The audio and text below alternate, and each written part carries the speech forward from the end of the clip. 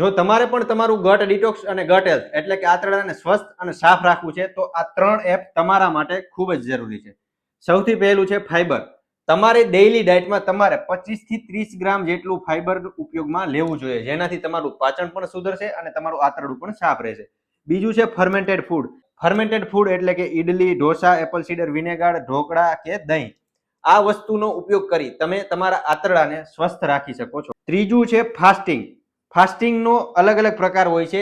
પાણી સાથેનું હોય છે, કોઈ પણ એક ફૂડ સાથેનું હોય છે. એ ડિપેન્ડ કરે છે તમારી પ્રકૃતિ પર અને કેટલા દિવસ કરો છો તેના ઉપર. તો તેનાથી પણ તમારું આંતરડું ચોખ્ખું અને સ્વસ્થ થાય છે. તો આ 3 એપ નો ઉપયોગ કરી તમે તમારા આંતરડાને સ્વસ્થ અને સાફ રાખી શકો છો, જેનાથી તમારું હેરફોલ, ઇમ્યુનિટી કે પેટને લગતી સમસ્યામાં સમાધાન મળશે.